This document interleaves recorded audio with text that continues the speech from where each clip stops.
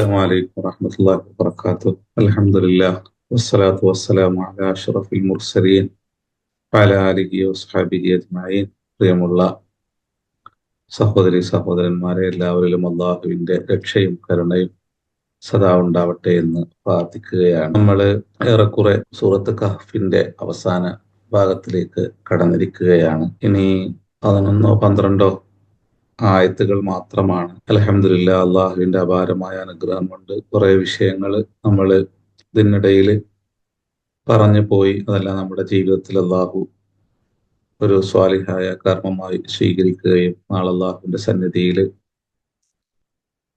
നമുക്ക് അത് സുഹൃതമാക്കി അള്ളാഹു മാറ്റിത്തരികയും ചെയ്യട്ടെ. നമ്മൾ കുറെ പറയുക എന്നുള്ളത് അല്ല, അതിനപ്പുറം നമ്മൾ പറയുകയും കേൾക്കുകയും ചെയ്യുന്നതിനെ ജീവിതത്തിൽ പ്രാവർത്തികമാക്കുക, അമൽ ചെയ്യുക എന്നുള്ളത് ഒരു വലിയൊരു കാര്യമാണ്. അതോടൊപ്പം തന്നെ നമ്മളുടെ കർമ്മങ്ങളെ സ്വീകരിക്കാൻ അള്ളാഹുവിനോട് പ്രാർത്ഥിക്കുക എന്നുള്ളതും അനിവാര്യമായ ഒരു ഇബാദത്താണ്. അള്ളാഹു നമ്മുടെ കർമ്മങ്ങളെല്ലാം സ്വീകരിക്കട്ടെ. വർത്തമാനങ്ങളെയും അള്ളാഹു സ്വാലിഹായ കർമ്മമായി അള്ളാഹു നമുക്ക് ആഖിറത്തിൽ മാറ്റിത്തരട്ടെ. നമ്മൾ പറഞ്ഞു വെച്ചൊരു വിഷയം, അപ്പൊ ദുൽഖർനൈനി അദ്ദേഹം ഒരു ഭാഗത്തിൽ നിന്ന് മറ്റൊരു ഭാഗത്തേക്ക് അദ്ദേഹം സഞ്ചരിക്കുകയും അവിടെയെല്ലാം അദ്ദേഹം കണ്ടെത്തുന്ന മനുഷ്യരോട് നീതിപൂർവം വർത്തിക്കുകയും അവരുടെ പ്രശ്നങ്ങളിൽ ഇടപെടുകയും അക്രമികളിൽ നിന്ന് അവർക്ക് രക്ഷപ്പെടാനുള്ള മാർഗങ്ങൾ അദ്ദേഹം കണ്ടെത്തി കൊടുക്കുകയും അതിനാവശ്യമായ ഇടപെടൽ അദ്ദേഹം നടത്തുകയും ചെയ്യുന്ന നീതിമാനായ ഒരു ഭരണാധികാരിയെ കുറിച്ച്, ഒരു ചക്രവർത്തിയെ കുറിച്ചുള്ള അള്ളാഹുവിന്റെ ശ്രദ്ധേയമായ വർത്തമാനങ്ങളിൽ ചിലത് നമ്മൾ ഇതിനിടയിൽ നമ്മൾ പറഞ്ഞുപോയി. അങ്ങനെ അദ്ദേഹം ഒരു സമൂഹത്തിന്റെ അരികിൽ എത്തുകയാണ്. നമ്മൾ അവിടെ പറഞ്ഞു, ലാ യക്കാദൂന യഫ്ഖഹൂന ഖൗല, അവർക്ക് സംസാരശേഷിയില്ല, അല്ലെങ്കിൽ അവർക്ക് പറയുന്നതൊന്നും മനസ്സിലാക്കാൻ കഴിയില്ല. നമ്മൾ അവിടെ അവസാനമായി പറഞ്ഞു വെച്ചത്, കേൾക്കുന്ന കാര്യം മാത്രമേ ഒരു മനുഷ്യന് തിരിച്ച് പറയാൻ കഴിയുള്ളൂ. അപ്പൊ കേൾവി എന്നുള്ളത് സംസാരത്തിന് അനിവാര്യമായ ഒരു സംഭവമാണ്. അപ്പൊ ഇവിടെ ഇവർക്ക് സംസാരിക്കാൻ കഴിയില്ല എന്നുള്ളതിനല്ല അവിടെ നിഷേധിക്കുന്നത്, അവർക്ക് അത് കേൾക്കാൻ പോലും കഴിയില്ല എന്നുള്ളൊരു വിഷയത്തെ അള്ളാഹു അവിടെ നിഷേധിക്കുന്നുണ്ട്. അതിലൂടെ ഇവര് ബധിരരും മൂഖരുമായിരുന്നു എന്ന ഒരു വിഷയത്തെ ഇമാം ഷഅറാവി അവതരിപ്പിക്കുന്നു. അപ്പൊ പൊതുവെ കാര്യം മനസ്സിലാക്കാൻ കഴിയാത്ത, സംസാരശേഷിയില്ലാത്ത മനുഷ്യരെ എല്ലാം തന്നെ പുതിയ ലോകത്തും മനുഷ്യര് അവരുടെ പരിസരങ്ങളിൽ നിന്ന് അവരെ മാറ്റി, മുഖ്യധാരയിൽ നിന്ന് അവരെ ഒഴിവാക്കി നിർത്തി അവരോട് വിവേചനപൂർണമായ സമീപനം സ്വീകരിക്കുന്ന ഒരു ലോകത്ത് അള്ളാഹു നമ്മളോട് ആവശ്യപ്പെടുന്നത് ഇത്തരം ആളുകളെ ചേർത്ത് പിടിക്കണം എന്നുള്ളതാണ്.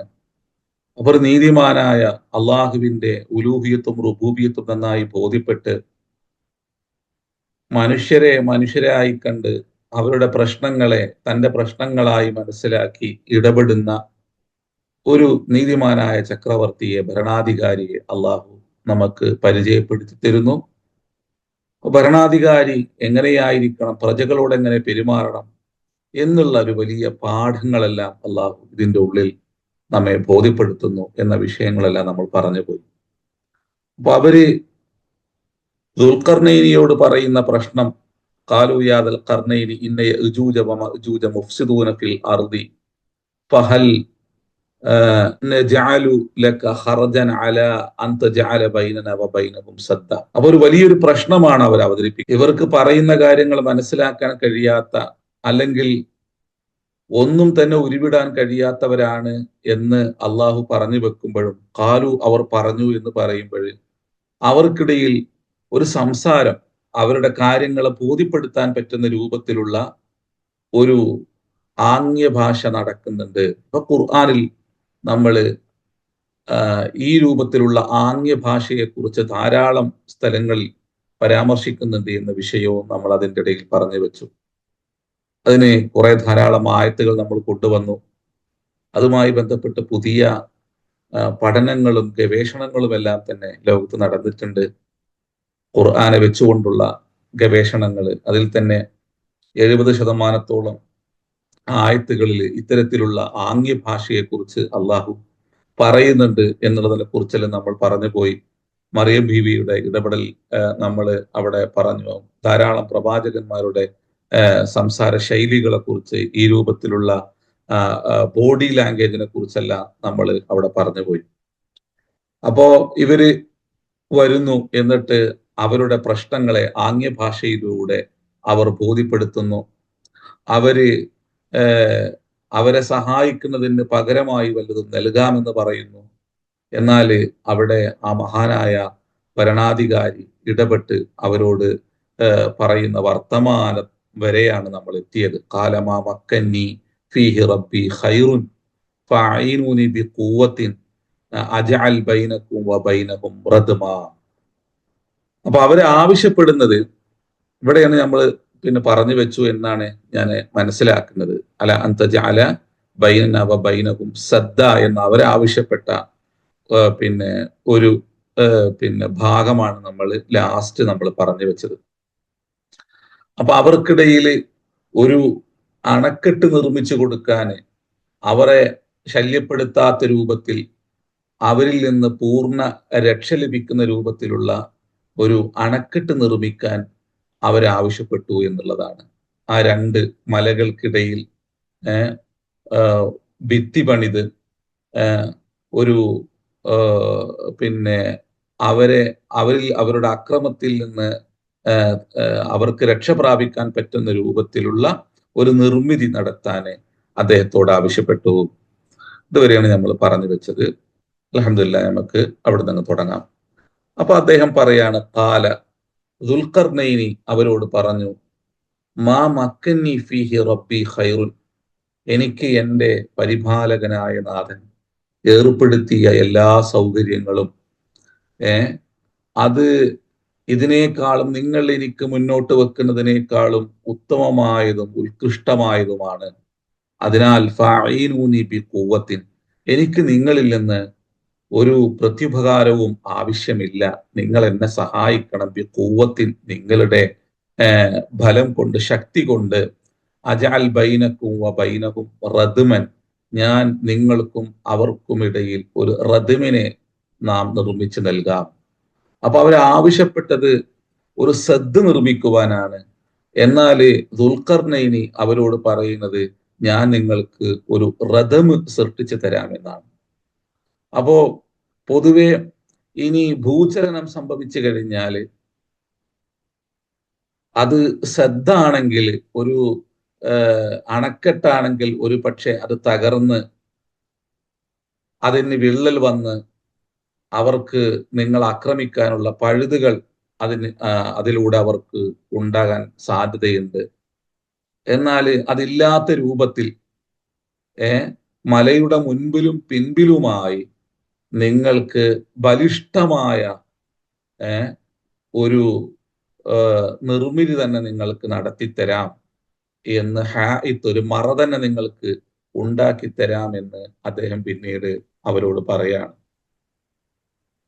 അപ്പോ റദ്മൻ എന്ന് പറഞ്ഞാൽ ഹാഇത്തം മിനൽ അമാമി വആഖറ മിനൽ ഖൽഫി. മുഫസ്സിരീങ്ങൾ അവിടെ വ്യാഖ്യാനം, നിങ്ങളുടെ മുമ്പിലും പിമ്പിലുമായി അതിബലിഷ്ഠമായ ഒരു നിർമ്മിതി ഞാൻ നടത്തിത്തരാം.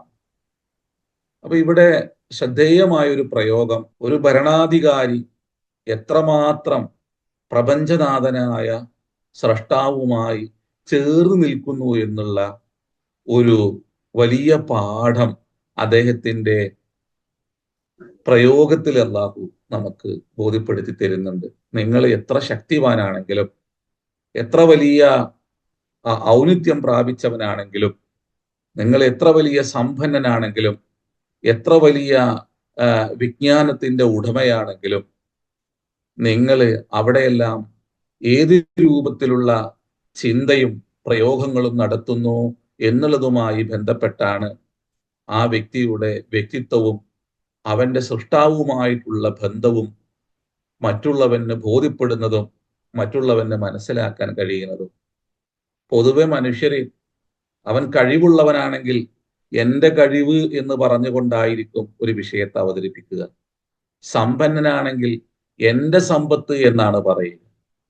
എനിക്ക് സമ്പത്തുണ്ട്, എനിക്ക് എൻ്റെ പ്രവിശാലമായ ബിസിനസ് ലോകമുണ്ട്, അതുകൊണ്ട് ഞാൻ ആ വിഷയത്തെ കൈകാര്യം ചെയ്യും എന്ന് പറയും. അറിവുള്ള മനുഷ്യനാണെങ്കിൽ ഞാൻ ധാരാളം അറിവുകൾ നേടിയിട്ടുണ്ട്, എനിക്ക് ആ വിഷയത്തെ ഇന്ന രൂപത്തിൽ എനിക്ക് കൈകാര്യം ചെയ്യാൻ കഴിയും എന്ന് പറയും. അധികാരിയാണെങ്കിൽ എന്റെ അധികാര പിൻബലത്തിൽ, അല്ലെങ്കിൽ എന്റെ അധികാരം കൊണ്ട് എന്ന് പറഞ്ഞുകൊണ്ട് എല്ലാം എന്റെ, ഞാൻ എന്ന ഭാവത്തെ അവതരിപ്പിക്കുന്നവരായിരിക്കും മനുഷ്യരിൽ അധിക പേരും. എന്നാൽ ഇവിടെ ഒരു രണ്ട് ധ്രുവങ്ങളെ, പ്രപഞ്ചത്തിന്റെ രണ്ട് ധ്രുവങ്ങളിൽ അധികാരം നടത്തിയ ഒരു മഹാ അധികാരി എങ്ങനെയാണ് അദ്ദേഹം മനുഷ്യരോട് ഇടപെടുന്നത് എന്നുള്ളതും, പീഡിപ്പിക്കപ്പെടുന്ന മനുഷ്യരോടൊപ്പം എങ്ങനെയാണ് ചേർന്ന് നിൽക്കുന്നത് എന്നും, അവരുടെ പ്രശ്നങ്ങളെ എങ്ങനെയാണ് നീതിപൂർവം കൈകാര്യം ചെയ്യുന്നത് എന്നുള്ളതും, ആ കൈകാര്യം ചെയ്യുന്ന ഇടങ്ങളിൽ എങ്ങനെയാണ് അദ്ദേഹം വിനയാന്യുതനായി തന്റെ സൃഷ്ടിനാഥനായ ജഗദീശ്വരനെ ചേർത്ത് പിടിക്കുന്നതും എന്നുള്ള കാര്യങ്ങളെല്ലാം അള്ളാഹു ഈ പറഞ്ഞ് പോകുന്ന വരികളിലൂടെ അള്ളാഹു നമ്മെ ബോധ്യപ്പെടുത്തുന്നുണ്ട്.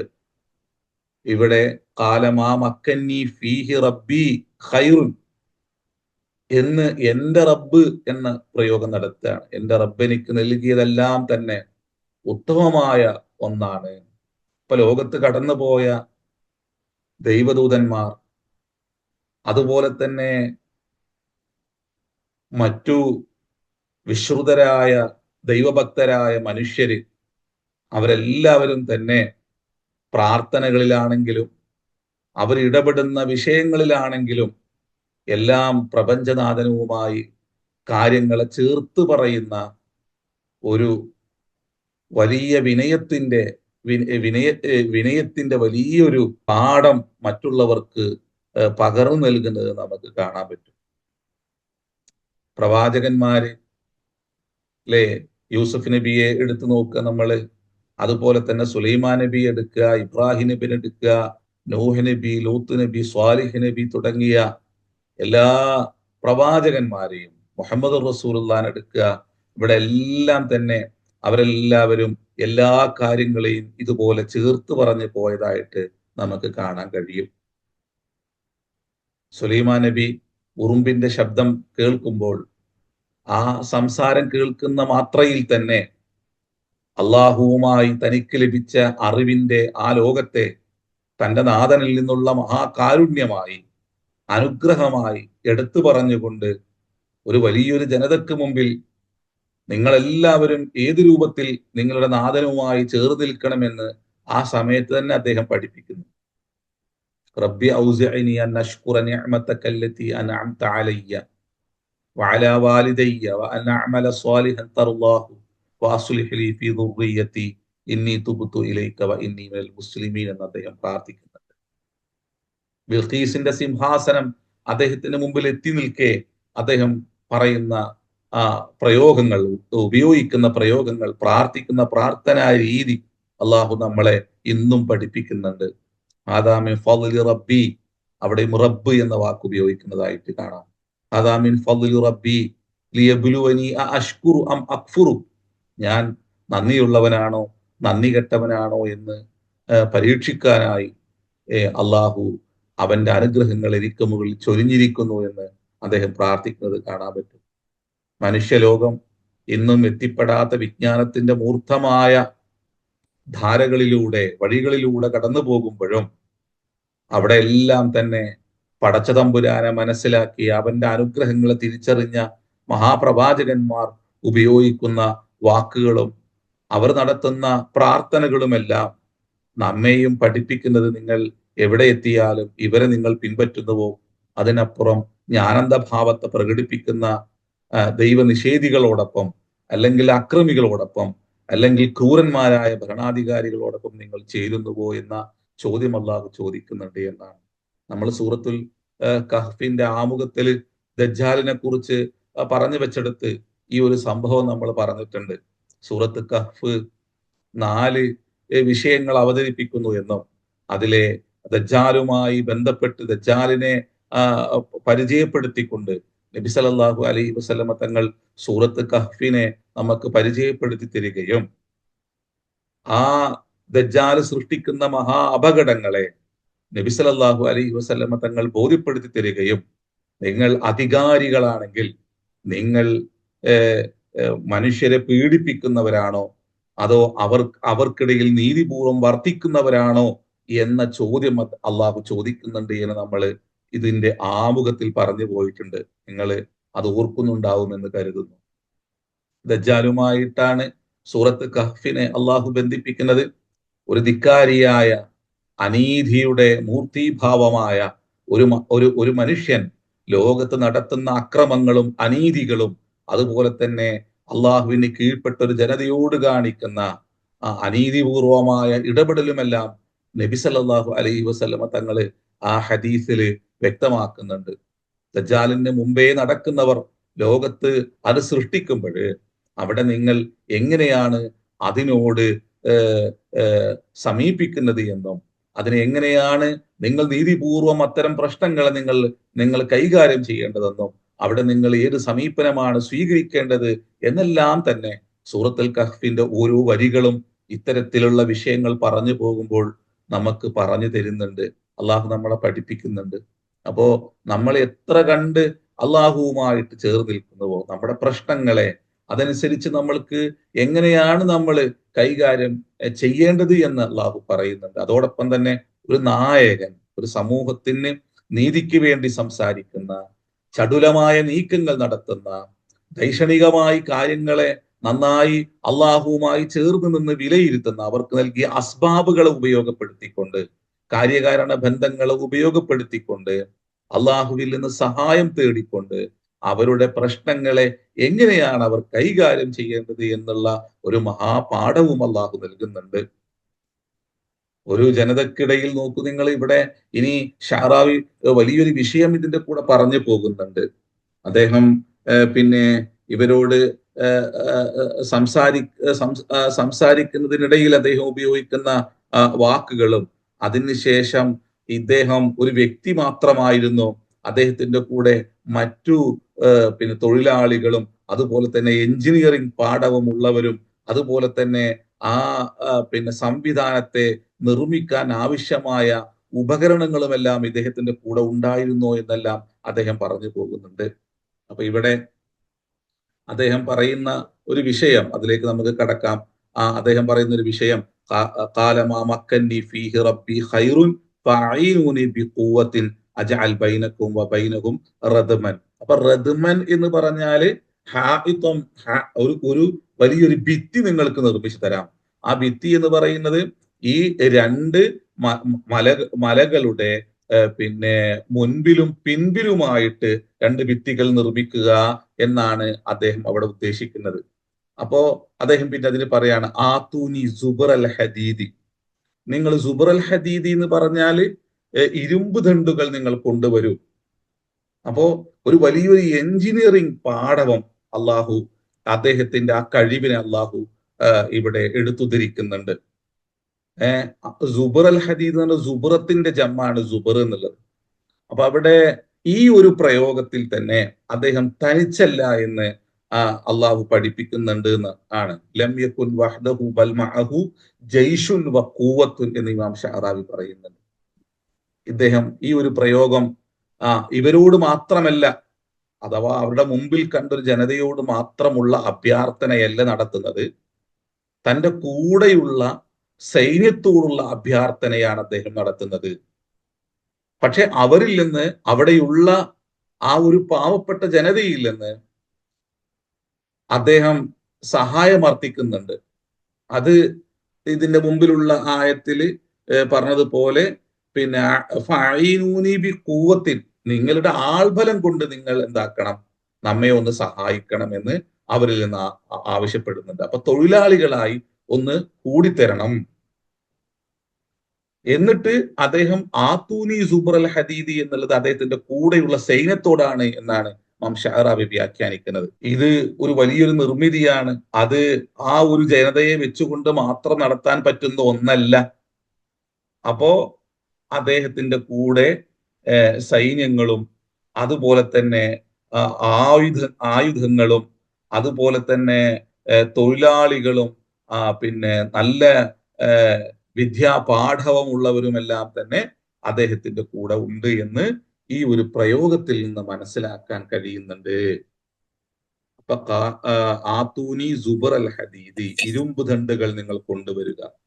ഹത്താ ഇദാ സാവാ ബൈന സ്വദഫൈനി, ആ രണ്ട് സ്വദഫ് എന്ന് പറഞ്ഞാല് ഭാഗങ്ങൾ, അങ്ങനെ അത് രണ്ടും ആ രണ്ട് മതിലുകൾ നിർമ്മിച്ച് അത് അതിനോളം പിന്നെ ഉയർന്ന് അത് നിരപ്പായി മാറിയാൽ നിങ്ങള് കാലും ഫുഹു ഹത്ത ഇദാ ജഅലഹു നാറൻ, അല്ലേ, നിങ്ങൾ എനിക്ക് ഇരുമ്പ് ദണ്ടുകൾ കൊണ്ടുവന്ന് തരൂ, അങ്ങനെ രണ്ട് പർവ്വത പാർശ്വങ്ങളുടെ ഇട നമ്മള് അങ്ങനെ രണ്ട് ഭിത്തികൾ നിർമ്മിച്ച് സമമാക്കി തീർത്താൽ നിങ്ങൾ എന്ത് ചെയ്യണം? പിന്നെ അദ്ദേഹം പറയാണ് കാലും ഫുഹു ഹത്ത ഇദാ ജഅലഹു നാറൻ, നിങ്ങൾ എന്താക്കണം? കാറ്റൂതുക എന്ന് പറഞ്ഞാല് അതിനെ പഴുപ്പിക്കാൻ പറ്റുന്ന പിന്നെ രൂപത്തിലുള്ള ഒരു ഇടപെടൽ നിങ്ങൾ നടത്തണം.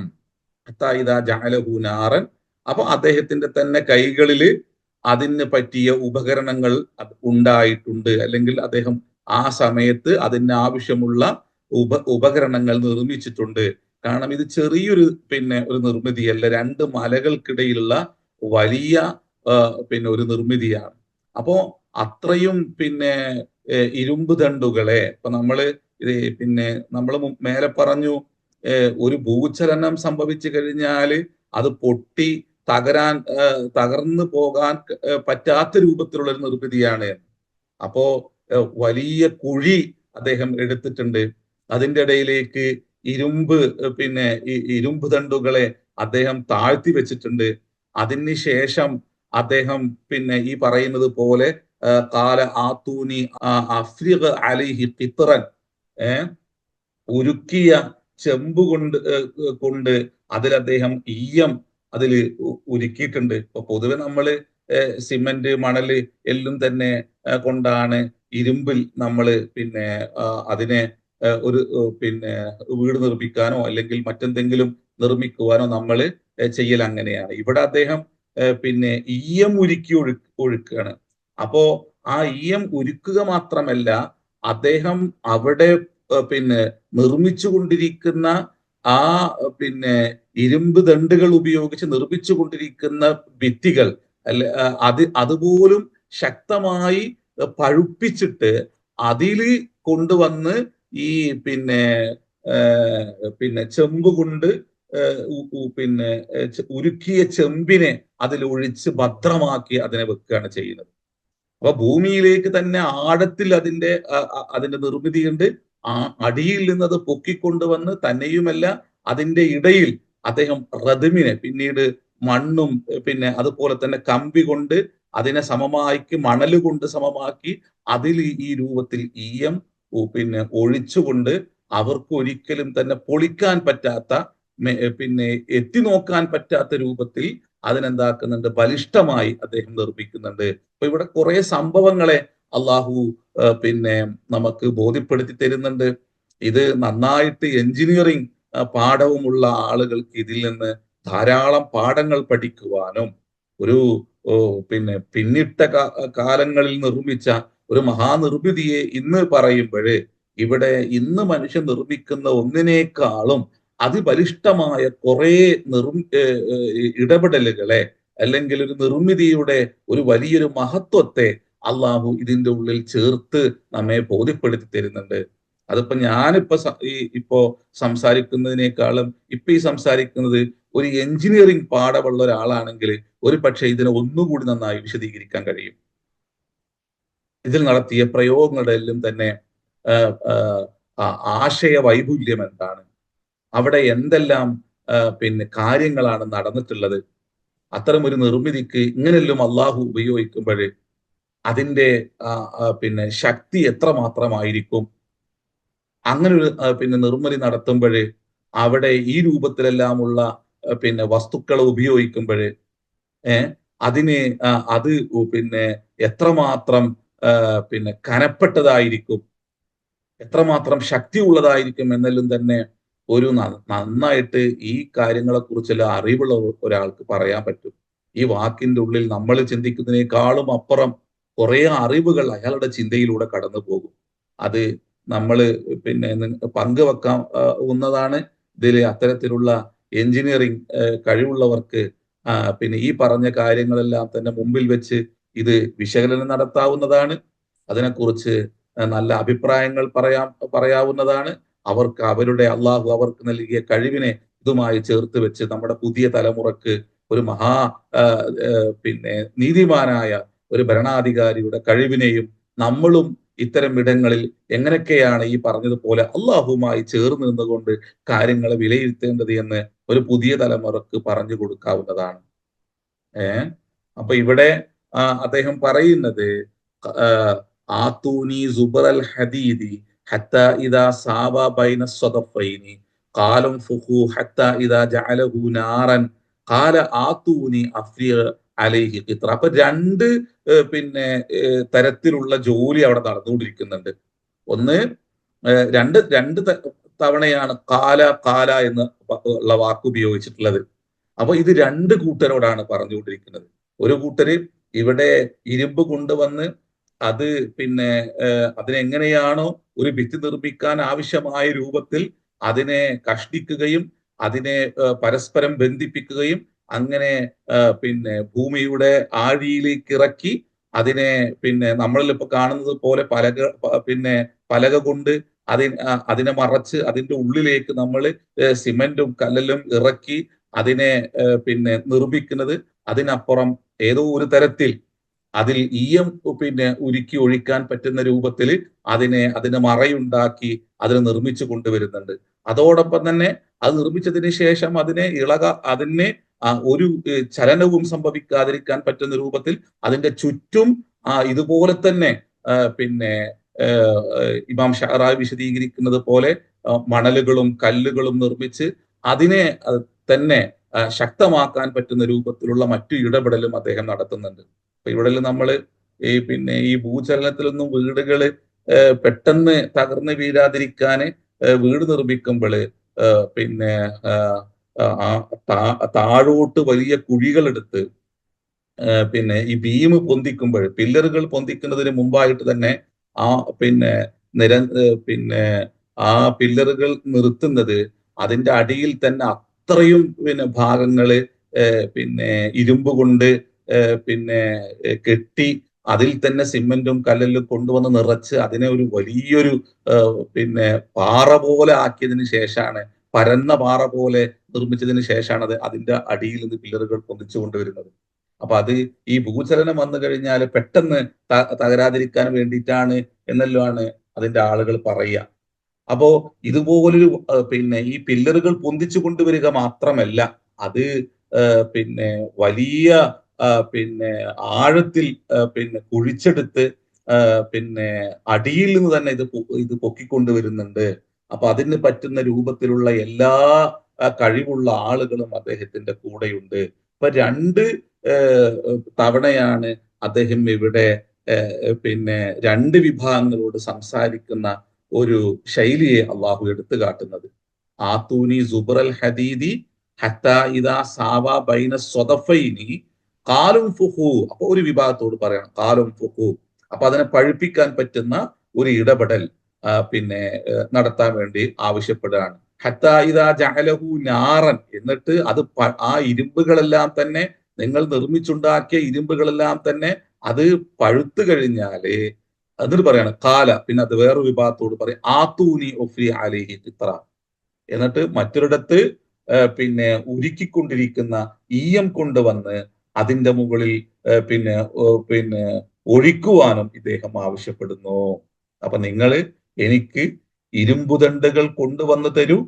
അങ്ങനെ രണ്ട് പർവ്വത പാർശ്വങ്ങളുടെ പിന്നെ അതുകൊണ്ട് നാം സമമാക്കി തീർത്തു കഴിഞ്ഞാൽ, അപ്പൊ അതിനെ എങ്ങനെയൊക്കെ കെട്ടി അതിനെ ഏത് രൂപത്തിലെല്ലാം നിർമ്മിക്കണോ അതുപോലെ നിർമ്മിച്ചു കഴിഞ്ഞാൽ പിന്നെ നിങ്ങൾ കാറ്റൂതുക എന്ന് ഊഫുഖ് എന്ന് പറഞ്ഞാൽ അതിനെ ചൂടാക്കാൻ പറ്റുന്ന രൂപത്തിലുള്ള നിങ്ങൾ പിന്നെ പഴുപ്പിക്കാൻ പറ്റുന്ന രൂപത്തിലുള്ള ഇടപെടൽ നിങ്ങൾ നടത്തുക.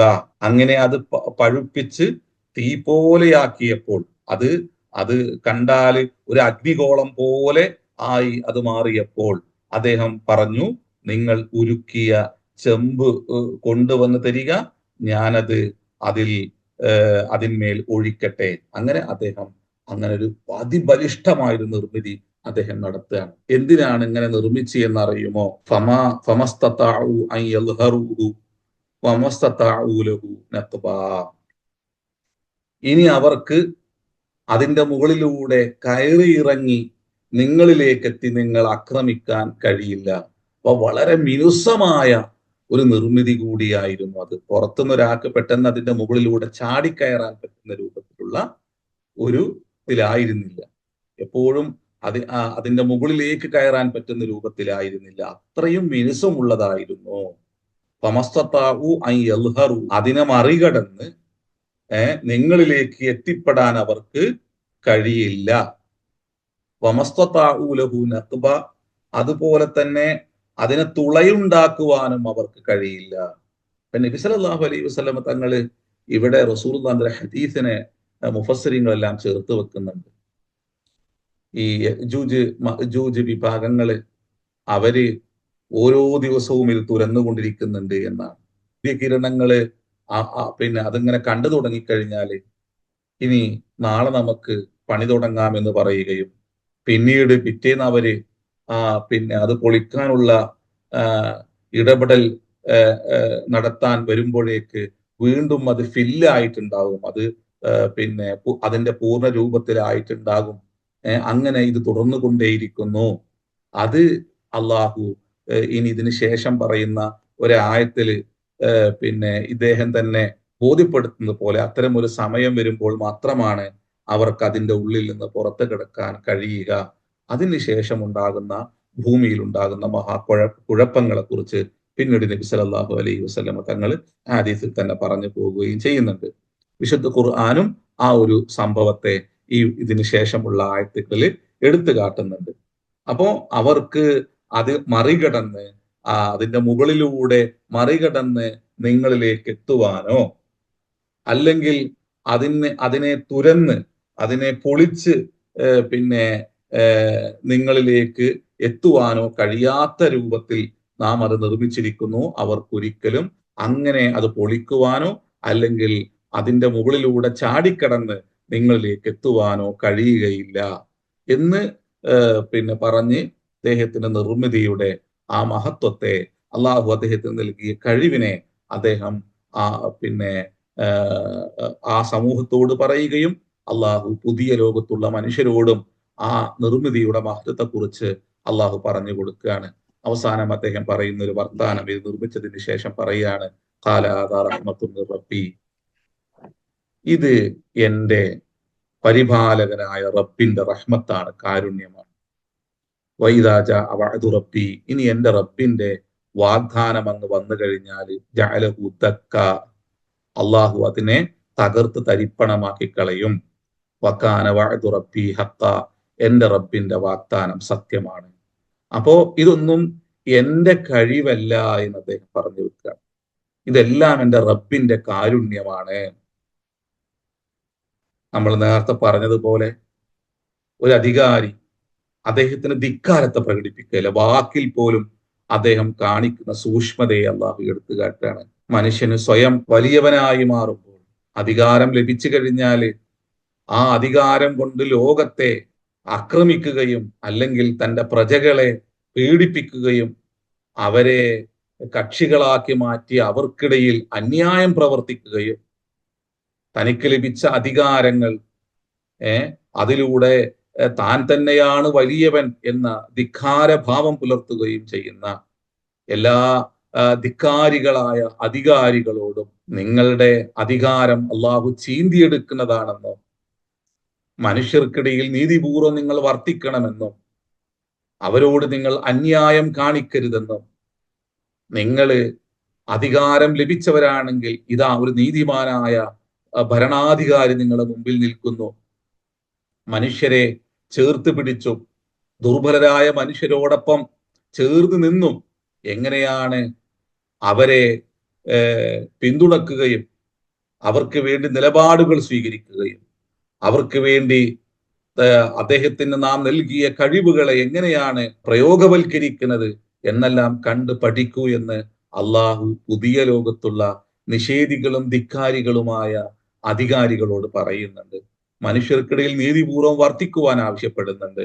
മനുഷ്യന് നീതിപൂർവമായ വർത്തനം നടത്താൻ പ്രപഞ്ചനാഥനായ സർവശക്തനായ സർവേശ്വരനുമായി ഹൃദയബന്ധം ഉള്ളൊരു മനുഷ്യന് മാത്രമേ അത്തരത്തിലുള്ള വാക്കുകളും പ്രയോഗങ്ങളും നിലപാടുകളും സ്വീകരിക്കാൻ പറ്റുകയുള്ളൂ എന്ന ഒരു കാര്യം കൂടി അള്ളാഹുവിടെ പറഞ്ഞു വെക്കുന്നുണ്ട്. വിനയാന്വിതനാകണമെങ്കിൽ, വിനയമുള്ള മനുഷ്യനാകണമെങ്കിൽ, മനുഷ്യരോട് നീതിപൂർവം വർത്തിക്കണമെങ്കിൽ, മനുഷ്യരുടെ പ്രശ്നങ്ങളെ തന്റെ പ്രശ്നങ്ങളായി കണ്ടുകൊണ്ട് നീതിപൂർവം അവർക്കിടയിൽ ഇടപെടണമെങ്കിൽ മനുഷ്യൻ അവന്റെ നാഥനുമായി ചേർന്ന് നിൽക്കുന്നവനാവണം. അവൻ തന്നെ സ്വയം വലിയവനായി ഞാൻ തന്നെയാണ് ഇനി ദൈവമെന്ന ഒരു ഭാവം പേറുന്നവനാവാതിരിക്കാൻ പടച്ചവനുമായിട്ട്, സ്രഷ്ടാവുമായിട്ട് അഗാധമായ ബന്ധം പുലർത്തുന്നവനായിരിക്കണം എന്ന പാഠം കൂടി അള്ളാഹു പറഞ്ഞു വെക്കുന്നുണ്ട്. അതുകൊണ്ടാണ് അദ്ദേഹം ഇതെല്ലാം നിർമ്മിച്ചതിന് ശേഷം അദ്ദേഹം പറയുന്നത് ഖാല ഹാദാ റഹ്മത്തും മിർ റബ്ബി, ഇതെന്റെ റബ്ബിന്റെ കാരുണ്യമാണ്, അവരിൽ നിന്നുള്ള കാരുണ്യമായി അള്ളാഹു നൽകിയതാണ് ഇതെല്ലാം തന്നെ. ഒന്നും എന്റേതല്ല, എന്റെ കഴിവ് കൊണ്ടല്ല, എന്റെ ചിന്ത കൊണ്ടല്ല, എന്റെ ശക്തി കൊണ്ടല്ല, എന്നിലുള്ള ആൾഫലം കൊണ്ടല്ല, എല്ലാം തന്നെ എന്റെ റബ്ബിന്റെ കാരുണ്യമാണ്. ഇനി ഇത് എന്നെന്നും നിലനിൽക്കുന്ന ഒന്നല്ല. അങ്ങനെ നിങ്ങൾ അഹങ്കരിക്കേണ്ട കാര്യമില്ല. ഇതെല്ലാം അതിബലിഷ്ടമാണ് എന്ന തോന്നലൊന്നും നിങ്ങൾക്ക് വേണ്ട. ഇതും തകരാൻ പോകുന്ന ഒരു നിമിഷമുണ്ട്. ഇത് തകർന്ന് തരിപ്പണമാകുന്ന ഒരു സമയമുണ്ട്. എന്റെ റബ്ബ് അതിന് കഴിവുള്ളവനാണ്. ഫൈദാ ജാഅ വഅദു റബ്ബി, ഇനി അന്ത്യനാളങ്ങ് അടുത്തു കഴിഞ്ഞാല് ജഅലഹു ദക്കാ, ഇതിനെ അദ്ദേഹം തരിപ്പണമാക്കി, അതിനെ ആ പർവ്വതങ്ങൾക്കിടയിൽ നിന്ന് അതിനെ പൊളിച്ചു മാറ്റി നിരപ്പുള്ളതാക്കി മാറ്റും. വകാന വഅദു റബ്ബി ഹഖ, എന്റെ റബ്ബിന്റെ വാഗ്ദാനം സത്യമാണ്, അത് പുലരുക തന്നെ ചെയ്യും. അതിനാൽ അന്ത്യനാള് നിങ്ങൾ ഭയപ്പെടണം എന്ന ഒരു പാഠം ആ ജനതക്ക് അല്ലാഹു നൽകുന്നുണ്ട്. അവിടെ അദ്ദേഹത്തിന്റെ കൂടെയുള്ള എല്ലാ കഴിവുറ്റ മനുഷ്യരോടും അദ്ദേഹം പറയുന്നുണ്ട്, വിജ്ഞാനം കൊണ്ടും എഞ്ചിനീയറിംഗ് പാഠവം കൊണ്ടും തന്നെ പിന്തുണച്ച മനുഷ്യരോടെല്ലാം അദ്ദേഹം പറഞ്ഞു വെക്കുന്നത് എന്റെ റബ്ബിന്റെ വാഗ്ദാനം സത്യമാണ്. ഇനി ഇത് എത്ര ബലിഷ്ഠമാണ് എന്ന് നിങ്ങൾ കരുതിയാലും എന്റെ റബ്ബിന്റെ മുമ്പിൽ ഇതെല്ലാം തന്നെ നിസാരമാണ്. ഇത് ധൂളികളാക്കി മാറ്റപ്പെടുന്ന ദിവസം വരാൻ പോകുന്നുണ്ട്. അതിനാൽ ആ ദിവസത്തെ ഭയപ്പെട്ടായിരിക്കണം നിങ്ങൾ ജീവിക്കേണ്ടത് എന്ന വലിയ പാഠം അദ്ദേഹം എല്ലാ കാലത്തുമുള്ള അധികാരികൾക്കും ഈ മഹാ അധികാരിയിലൂടെ അള്ളാഹു നൽകിക്കൊണ്ടിരിക്കുന്നുണ്ട്. അപ്പോ അള്ളാഹുവിൽ നിന്നുള്ള ഒരു മഹാദിവസത്തെ നമ്മൾ ഭയപ്പെടേണ്ടതുണ്ട്. നമ്മുടെ കഴിവുകളെല്ലാം തന്നെ അള്ളാഹുലേക്ക് നാം ചേർത്ത് പറയേണ്ടതുണ്ട്, അള്ളാഹുവുമായി നാം ചേർത്ത് വെക്കേണ്ടതുണ്ട്. ഇതിനു മുമ്പ് നമ്മൾ പ്രവാചകന്മാർ മനുഷ്യരോട് നിങ്ങൾ റബ്ബുമായി ചേർന്ന് നിൽക്കുന്നവരാകണം എന്ന് പഠിപ്പിച്ചവരാണ് എന്ന് നമ്മൾ ഇതിന് മുമ്പുള്ള ഒരു ക്ലാസ്സിൽ പറഞ്ഞിട്ടുണ്ട്. റബ്ബാനികളാകുവീൻ, കൂനു റബ്ബാനിയീൻ, നിങ്ങൾ റബ്ബാനികളാകണം എന്ന് മാത്രമേ പ്രവാചകന്മാർ പറഞ്ഞിട്ടുള്ളൂ.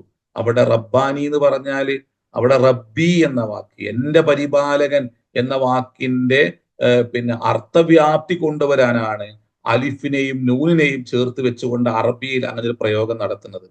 രണ്ടു തരത്തിലുള്ള മനുഷ്യരാണ് ഉണ്ടാകുന്നത്, ഇൽമാനി, മറ്റൊന്ന് റബ്ബാനി. ഇൽമാനി എന്ന് പറഞ്ഞാൽ എല്ലാം എന്റേതാണ്, എന്റെ കഴിവ് കൊണ്ടാണ് എല്ലാ കാര്യങ്ങളും ഉള്ളത് എന്ന്.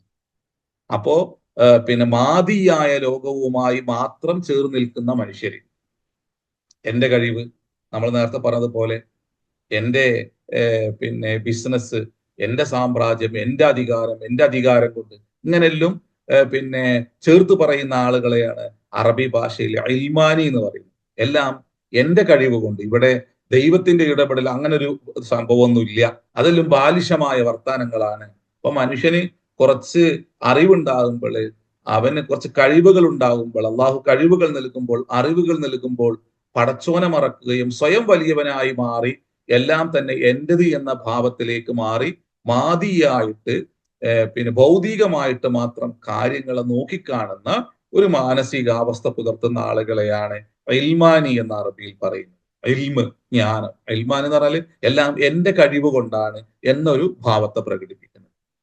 ഇവിടെ പ്രവാചകന്മാര് പഠിപ്പിക്കുന്നത് നിങ്ങൾ റബ്ബാനികളാകുവീൻ എന്നുള്ളതാണ്. റബ്ബാനികളാകുവി എന്ന് പറഞ്ഞാൽ റബ്ബി എന്ന വാക്കിന്റെ കൂടെ നാം ഈ പറഞ്ഞതുപോലെ അലിഫും നൂനും ചേർത്തുകൊണ്ട് അതിനെ ഒരു മുബാലകത്തിന്റെ ഒരു വലിയ ആശയ വൈപുല്യം തീർക്കുവാനുള്ള ഒരു പ്രയോഗത്തെയാണ് റബ്ബാനി എന്ന് പറയുന്നത്. ആ ഒരു പ്രയോഗം നടത്തുന്നത് അത്തരത്തിലുള്ള ഒരു ആശയ വൈപുല്യത്തെ കൊണ്ടുവരാനാണ്. അതിൻ്റെ ഉള്ളിൽ അടങ്ങിയിരിക്കുന്ന ആശയം എന്താണ് എന്ന് വെച്ചാൽ എല്ലാം എൻ്റെ റബ്ബിൽ നിന്നുള്ളതാണ്. ഇതെല്ലാം ഞാൻ എൻ്റെ പരിപാലകനായ സർവശക്തനായ നാഥനിലേക്ക് ചേർത്ത് വെക്കുന്നു. എനിക്കൊരു കഴിവുമില്ല, എല്ലാം എൻ്റെ റബ്ബിന്റെ കഴിവാണ്. ഞാൻ ദുർബലനായ മനുഷ്യനാണ്. ഞാൻ നനച്ചിരിക്കാത്ത സമയം ഈ ലോകത്തിൽ നിന്ന് വിട പറയുന്നവനാണ് ഞാൻ. എൻ്റെ റബ്ബിന്റെ വാഗ്ദാനം വന്നു കഴിഞ്ഞാൽ ഇതെല്ലാം തന്നെ തരിപ്പണമാകും. അതിനാൽ ഇതെന്റെ റബ്ബിന്റെ കാരുണ്യമാണ് എന്ന് ദുൽഖർനൈനിയും പറഞ്ഞുകൊണ്ട് അദ്ദേഹം അള്ളാഹുവുമായിട്ട് എങ്ങനെയാണ് ചേർന്ന് നിൽക്കുന്നത് എന്നും ഈ ഒരു പ്രാർത്ഥനയിലൂടെ, ഈ ഒരു പ്രയോഗത്തിലൂടെ അള്ളാഹു നമ്മളെ പഠിപ്പിക്കുന്നുണ്ട്. അതിനാൽ നമ്മളും ജീവിതത്തിൽ എത്ര ഉന്നതിയിലെത്തിയാലും അത് വിജ്ഞാനം കൊണ്ടാവട്ടെ, സമ്പത്ത് കൊണ്ടാവട്ടെ, അല്ലെങ്കിൽ മറ്റു കഴിവുകൾ കൊണ്ടാവട്ടെ, എല്ലാം റബ്ബിലേക്ക് ചേർത്ത് പറയുന്ന, പരിപാലകനായ നാഥനിലേക്ക് ചേർത്ത് പറഞ്ഞുകൊണ്ട് തന്റെ ദുർബലതയെ എപ്പോഴും തിരിച്ചറിഞ്ഞുകൊണ്ടും എല്ലാം ഈ പ്രപഞ്ചം തന്നെ എൻ്റെ വിജ്ഞാനത്തിന്റെ പുസ്തകമാണെന്നും ഇതിലൂടെയാണ് എൻ്റെ എല്ലാ ചിന്തകളും ഉണരുന്നതെന്നും ഈ പ്രപഞ്ചത്തിൽ നിന്നാണ് എല്ലാ ജ്ഞാനങ്ങളും എനിക്ക് ലഭിക്കുന്നതെന്നുമുള്ള ഒരു വലിയ പാഠം നമ്മൾ സ്വയം പഠിക്കണമെന്ന് അള്ളാഹു പറയുന്നുണ്ട്. അതുകൊണ്ടാണ് ആയത്ത് രണ്ട് രൂപത്തിലായി ഖുർആൻ വ്യാഖ്യാനിക്കുന്നത്. ആയത്തിനെ രണ്ട് തരത്തിൽ അള്ളാഹു പറയുന്നുണ്ട്. അത് മുമ്പ് നമ്മൾ പറഞ്ഞിട്ടുണ്ട് എന്നാണ് ഞാൻ മനസ്സിലാക്കുന്നത്, അല്ലെ? പ്രപഞ്ചത്തെ ദൃഷ്ടാന്തമായി അള്ളാഹു വ്യാഖ്യാനിക്കുന്നുണ്ട്. അതിനാല് പ്രപഞ്ചം എന്നുള്ളത് നിങ്ങളുടെ മർഇയായ കൺമുമ്പിൽ കാണുന്ന ദൃഷ്ടാന്തങ്ങളാണ്. മറ്റൊന്ന് അള്ളാഹുവിന്റെ വചനങ്ങൾ തന്നെയാണ്. വചനങ്ങളെ തന്നെ അള്ളാഹു ആയത്തുകളായിട്ട് അള്ളാഹു പരിചയപ്പെടുത്തും. അവിടെ ഇമാം ഷഹറാവി പറയുന്നുണ്ട്, നിങ്ങളുടെ ദൃഷ്ടിയിൽ നിങ്ങൾ ദർശിച്ചു കൊണ്ടിരിക്കുന്ന ഒന്ന് അള്ളാഹുവിന്റെ ആയത്താണ്, ദൃഷ്ടാന്തമാണ്. അതിനാല് ആ ദൃഷ്ടാന്തങ്ങളെ അള്ളാഹു അവന്റെ വചനങ്ങളിലൂടെ നിങ്ങൾക്ക് ബോധ്യപ്പെടുത്തി തരുന്നു. അപ്പൊ പ്രപഞ്ചം ഖുർആനെ ബോധ്യപ്പെടുത്തുന്നു, ഖുർആൻ പ്രപഞ്ചത്തെ പഠിപ്പിക്കുന്നു എന്നാണ് അദ്ദേഹം അതിനെ അർത്ഥം നൽകുന്നത്. ഓരോന്നും, പ്രപഞ്ചത്തിലെ ഓരോ സൃഷ്ടിയും നിങ്ങളെ ചിന്തയെ ഉദ്ദീപിക്കുന്ന, നിങ്ങൾക്ക് വെളിച്ചം നൽകുന്ന, നിങ്ങളുടെ കണ്ണ് തുറപ്പിക്കുന്ന, നിങ്ങളെ മനസ്സിനെ തുറപ്പിക്കുന്ന, മനനം ചെയ്യാൻ നിങ്ങളെ പ്രേരിപ്പിക്കുന്ന അള്ളാഹുവിന്റെ വലിയ വലിയ അടയാളങ്ങളും പാഠങ്ങളും ദൃഷ്ടാന്തങ്ങളുമാണ് ഖുർആന്. ആ ദൃഷ്ടാന്തങ്ങളെ നിങ്ങൾക്ക് വചനങ്ങളിലൂടെ ഓതി കേൾപ്പിച്ച് പ്രപഞ്ചത്തിലേക്ക് നോക്കുവാനും, നിങ്ങൾക്ക് ചുറ്റുമുള്ള ജീവജാലങ്ങളിലേക്ക് നോക്കുവാനും, അതിൽ നിന്ന് പാഠം ഉൾക്കൊണ്ട് പുതിയ പുതിയ നിർമ്മിതികൾ നടത്തുവാനും അള്ളാഹു നിങ്ങളോട് ആവശ്യപ്പെടുന്നു. അതിനാൽ പ്രപഞ്ചം അള്ളാഹുവിന്റെ വചനങ്ങളെ പഠിപ്പിക്കുന്നു, അള്ളാഹുവിന്റെ വചനങ്ങൾ ഈ പ്രപഞ്ചത്തെ പഠിപ്പിക്കുന്നു. അതുകൊണ്ടാണ് ഇഖ്റ ബിസ്മി റബ്ബിക്കല്ലദീ ഖലഖ് ഖലഖൽ ഇൻസാന മിൻ അലഖ് ഇഖ്റ വറബ്ബുക്കൽ അക്രമുല്ലദീ അല്ലമ ബിൽ ഖലം അല്ലമൽ ഇൻസാന മാ ലം യഅലം. നിങ്ങൾ പേന പിടിച്ചുകൊണ്ട് ഈ പ്രപഞ്ചത്തിലേക്ക് നിങ്ങൾ സൂക്ഷ്മമായി നോക്കണം. നിങ്ങൾക്ക് നൽകിയ ചിന്തയെ നിങ്ങൾ ഉപയോഗപ്പെടുത്തണം. അപ്പോ ബുദ്ധിയുള്ളവനെ പേന പിടിക്കൊള്ളൂ, ചിന്തിക്കുന്നവനെ കയ്യിൽ പേന പിടിക്കൊള്ളൂ. അപ്പൊ നിങ്ങൾ പേന ഇങ്ങനെ പിടിച്ചിട്ട് ഈ പ്രപഞ്ചത്തിലേക്ക് ഇങ്ങനെ നോക്കിക്കഴിഞ്ഞാല് അള്ളാഹു നിങ്ങളുടെ ബോധത്തിലേക്ക് നിങ്ങളറിയാത്ത ജ്ഞാനങ്ങളെ അള്ളാഹു നിക്ഷേപിക്കും, ഇൽഹാമായി അള്ളാഹു നിക്ഷേപിക്കും. ഇമാം അബുൽ ഹസൻ അലി നദവി ആ ഭാഗത്തെ വ്യാഖ്യാനിക്കുന്നിടത്ത് അദ്ദേഹം പറയുന്നുണ്ട്, മനുഷ്യന് പുതുതായി ഒന്നും നിർമ്മിക്കുന്നില്ല, അവന്റെ കൺമുമ്പിൽ കാണുന്ന ഒന്നിനെ വ്യാഖ്യാനിക്കുക മാത്രമാണ് ചെയ്യുന്നത്. അപ്പൊ എല്ലാ വിജ്ഞാന ശാഖകളും അള്ളാഹുവിന്റെ ദൃഷ്ടാന്തങ്ങളുടെ വ്യാഖ്യാനങ്ങൾ മാത്രമാണ്. സൂര്യനില്ലാതെ സൂര്യനെ കുറിച്ച് മനുഷ്യന് പറയാൻ പറ്റുമോ? നക്ഷത്രങ്ങളില്ലാതെ നക്ഷത്രങ്ങളെ കുറിച്ച് പറയാൻ പറ്റുമോ? ചന്ദ്രനില്ലാതെ ചന്ദ്രനെ കുറിച്ച് പറയാൻ പറ്റുമോ? ഇല്ല. നമ്മുടെ ചിന്തകളെ, ദൃഷ്ടികളെയെല്ലാം തന്നെ ഉദ്ദീപിക്കുന്ന, നമ്മുടെ മനസ്സുകൊണ്ട് കാര്യങ്ങളെ മനനം ചെയ്ത് പുതിയ പുതിയ കണ്ടെത്തലുകൾ നടത്താൻ നമ്മുടെ മുമ്പിൽ അള്ളാഹു അവന്റെ ദൃഷ്ടാന്തങ്ങളെ വെച്ചിരിക്കുകയാണ്. അതിലേക്ക് സൂക്ഷ്മമായി നോക്കി അതിന്റെ പിറകിലുള്ള പൊരുളുകൾ തേടിക്കൊണ്ട് മനുഷ്യൻ നീങ്ങിയാൽ, പഠിച്ചാൽ, ഗവേഷണം നടത്തിയാൽ അവന്റെ ബോധത്തിലേക്ക് അള്ളാഹു പുതിയ പുതിയ വിജ്ഞാനങ്ങളെ ഇട്ടുകൊടുക്കും. അതാണ് അല്ലമൽ ഇൻസാന മാലം യഅലം. അവന് പേന പിടിച്ച് പ്രപഞ്ചത്തിലേക്ക് നോക്കിക്കഴിഞ്ഞാൽ അവന്റെ ബോധത്തിലേക്ക് ഇതിൽ ഇട്ടുകൊടുക്കുന്ന. അപ്പോ ഖുർആൻ ഈ പ്രപഞ്ചത്തെ അവതരിപ്പിക്കുന്നു, പ്രപഞ്ചം ഖുർആനെ അവതരിപ്പിക്കുന്നു. അതുകൊണ്ടാണ് മർഇയും അതുപോലെ തന്നെ മർഇയായ ദൃഷ്ടാന്തങ്ങൾ, കൺമുമ്പിൽ കാണുന്ന ദൃഷ്ടാന്തങ്ങൾ, അതുപോലെ തന്നെ നമ്മൾ വായിക്കപ്പെടുന്ന ദൃഷ്ടാന്തങ്ങള് എന്ന് ഈ ദൃഷ്ടാന്തത്തെ ആയത്ത് എന്നുള്ളതിനെ രണ്ട് രൂപത്തിലായി ഇമാം ഷഅറാവി വ്യാഖ്യാനിച്ചു പോകുന്നത്. അതുകൊണ്ടാണ് അപ്പോ ഇവിടെ എല്ലാ അറിവുകളെയും കഴിവുകളെയും അള്ളാഹുവിലേക്ക് ചേർത്ത് പറഞ്ഞുകൊണ്ട് പ്രപഞ്ചനാഥനായ ജഗദീശ്വരന്റെ അള്ളാഹുവിന്റെ മഹത്വത്തെ വാഴ്ത്തുകയും വിനയാന്വിതനായി നിൽക്കുകയും അതോടൊപ്പം തന്നെ അള്ളാഹുവിനെ ബോധ്യപ്പെട്ട ഒരു മനുഷ്യന്റെ ഭൂമിയിലെ ഇടപെടലുകൾ, മനുഷ്യരോടുള്ള കാരുണ്യം, അവരോടുള്ള ദയാവായ്പ, അവർക്കിടയിലുള്ള അവർക്കിടയിൽ നടപ്പാക്കുന്ന നീതിബോധം എല്ലാം തന്നെ അള്ളാഹു എടുത്തു കാണിക്കുകയാണ്. അതിനാൽ മനുഷ്യനെ ഈ രൂപത്തിലെല്ലാം ആയി മാറണമെങ്കിൽ അള്ളാഹുവുമായി, പ്രപഞ്ചനാഥനുമായി ചേർന്ന് നിൽക്കേണ്ടതും അവനെ നന്നായി ബോധ്യപ്പെടേണ്ടതും അനിവാര്യമാണ്. അത്തരത്തിലുള്ള തലമുറകളെ സൃഷ്ടിക്കേണ്ടത് ഇത് പഠിക്കുന്ന മനുഷ്യരുടെ ഭാരതയാണ് എന്ന് അള്ളാഹു പറഞ്ഞു വെക്കുകയാണ്. അള്ളാഹു നമ്മളെല്ലാം അനുഗ്രഹിക്കട്ടെ എന്ന് പ്രാർത്ഥിച്ച് ഇന്ന് ഈ ചർച്ച അവസാനിപ്പിക്കുകയാണ്. അള്ളാഹു നമ്മളെല്ലാം അനുഗ്രഹിക്കട്ടെ, നമ്മുടെ പാപങ്ങൾ അള്ളാഹു പൊറുക്കട്ടെ, വിനയമുള്ളവരാക്കി അള്ളാഹു നമ്മളെ മാറ്റട്ടെ. അൽഹംദുലില്ലാഹി റബ്ബിൽ ആലമീൻ. അസ്സലാമു